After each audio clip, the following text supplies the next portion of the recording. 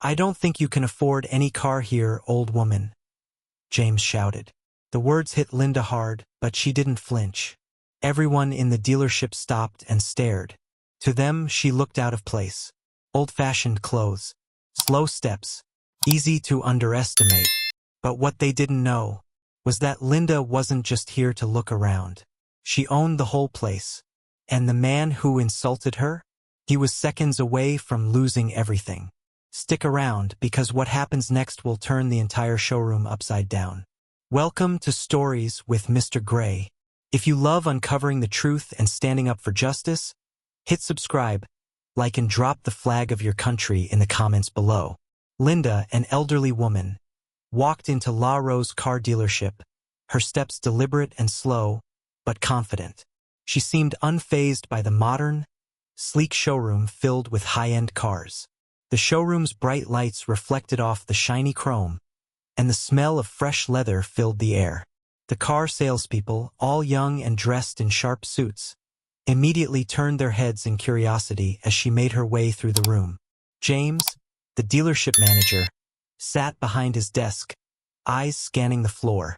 He had seen countless customers walk in and out of the dealership, but something about Linda caught his attention, or rather, he thought he had it all figured out. She didn't fit the typical customer profile he was used to. Her clothes were old-fashioned, and her demeanor suggested someone who wasn't there to buy. He watched her for a moment, his fingers drumming on the desk as he assessed her. She wasn't the type to make an expensive purchase. Her outdated clothing and slow movements were all clues. James scoffed, thinking she would be wasting both his time and the dealership's resources. James said with a sneer, "Can I help you, ma'am? I don't think we have anything in your price range." Linda paused for a moment, her face calm, almost unreadable. She did not rise to his bait. Instead, she smiled faintly, acknowledging his words with a nod. But her silence only seemed to irk him further. She continued walking down the row of cars, her eyes gliding over the vehicles, inspecting them with interest. James stood up, pushing his chair back with a loud screech. The sudden movement made a few of the younger salespeople glance nervously toward him. He didn't like being ignored, especially not by someone he deemed unworthy of the showroom. James now raised his voice. "Are you just window shopping? I'm sure you don't have the means to buy any of these cars. You should leave before I get security involved." Linda stopped in front of one of the luxury cars. The sunlight streaming through the glass reflected off the polished surface of the vehicle, almost as if it were inviting her to admire it. She ran her fingers along the smooth metal, her movements slow, deliberate, as though she were savoring the moment. Her calm demeanor only fueled James's growing irritation. He was used to people respecting his authority and the dealership's boundaries. This woman, however, wasn't intimidated in the slightest. James louder now, as he began to lose his patience. "You think you can just walk in here and waste my time? People like you don't belong here. You should leave or I'll call security." Linda looked up at him. There was something about the way she held his gaze, unwavering and steady. It made him pause, just for a split second. For that brief moment, he saw something more in her eyes, something that made him uncomfortable, but he quickly brushed it aside.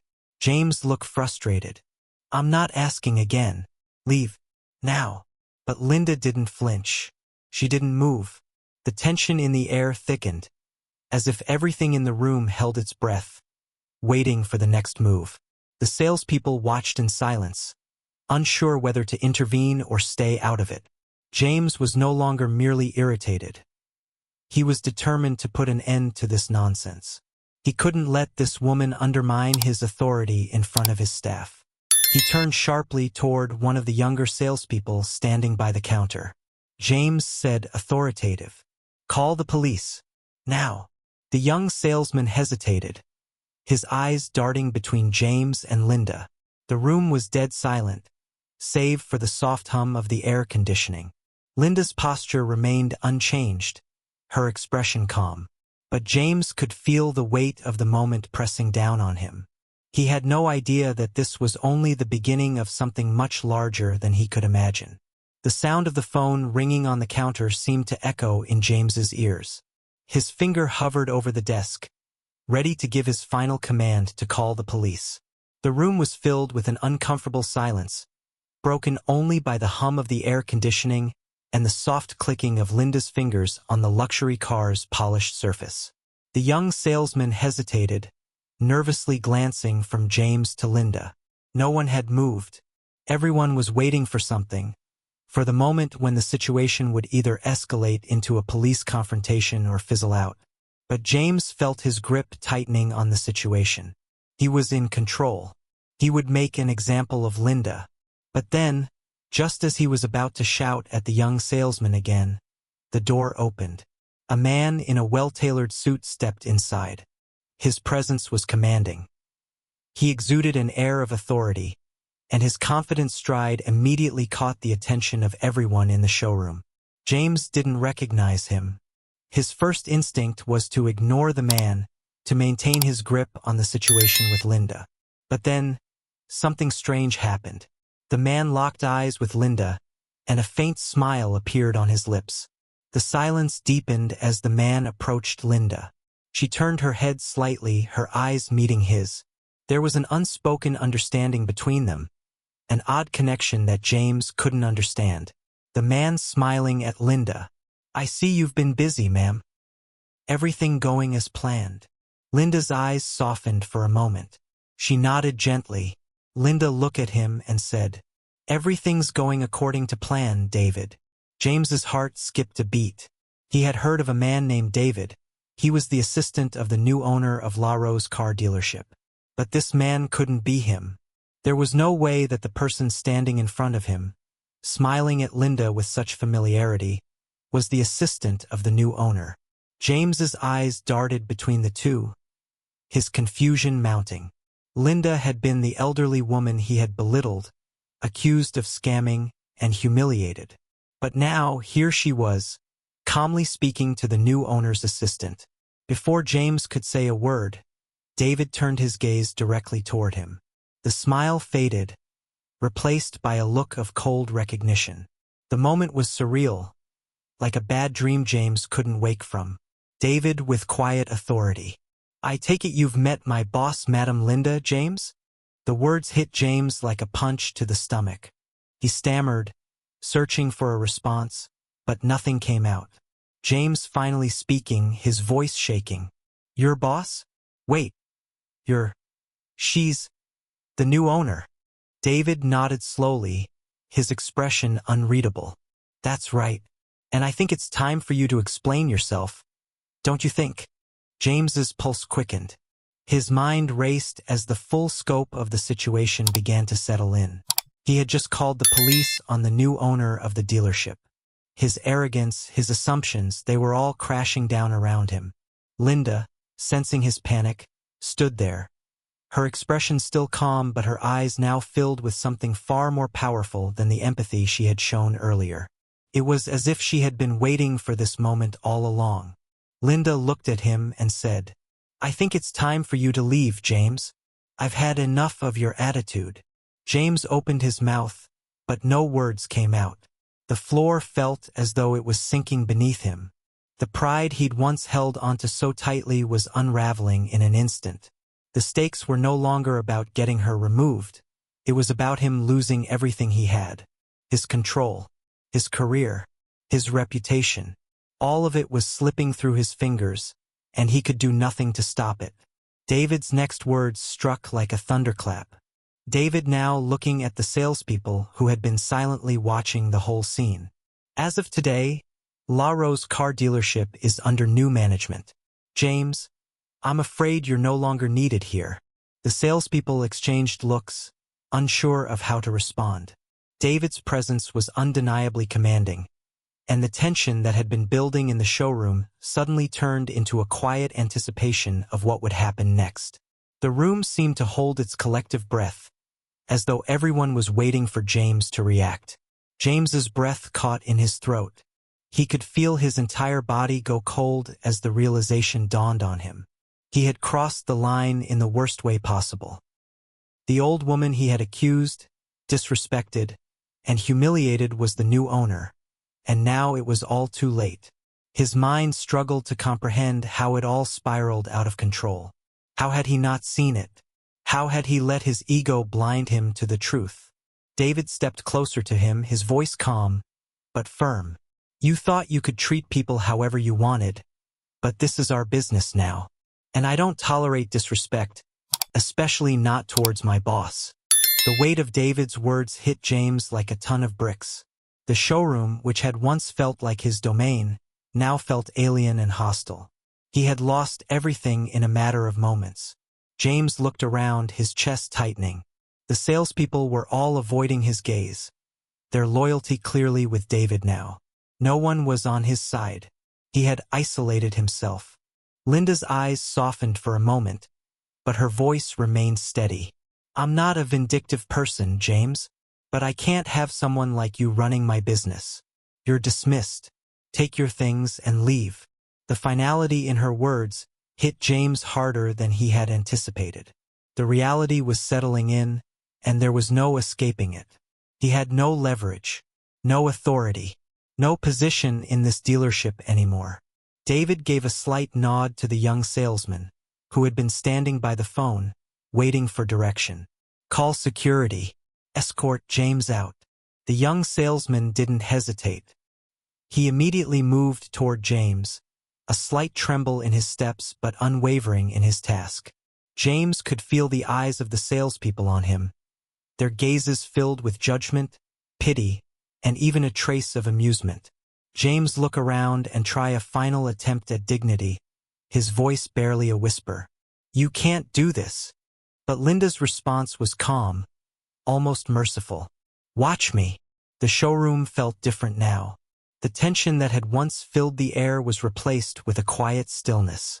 James stood there, stunned, as David and Linda exchanged a brief, knowing look. It was over. James's reign at La Rose car dealership had come to an abrupt and humiliating end. David turned to the salespeople, his tone calm but filled with authority. I expect all of you to treat the customers here with respect, no matter who they are or how they look. Everyone is welcome in this dealership, and no one will be judged or dismissed based on assumptions. The salespeople, still reeling from the shocking confrontation, nodded quickly, their faces filled with both awe and relief. They had seen the power shift right before their eyes, and they knew that things would never be the same. James, however, couldn't shake the feeling that the floor had fallen out from under him. He had spent years building his position in the dealership, throwing his weight around, disrespecting people who didn't fit his idea of a worthy customer. Now it is all gone.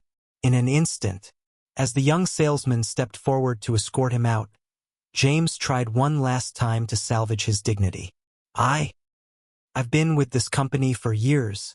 You can't just throw me out. But Linda wasn't moved. She simply gave a small nod to the salesman, signaling that it was time for James to go. You've been with this company for years, James, but your attitude has cost you more than you realize. It's not the time you've put in that matters. It's how you treat people that counts. James swallowed hard, the sting of those words cutting deep. His pride, the very thing that had gotten him into this mess, now felt like a lead weight around his chest. The salesman gently placed a hand on James's shoulder, guiding him toward the door.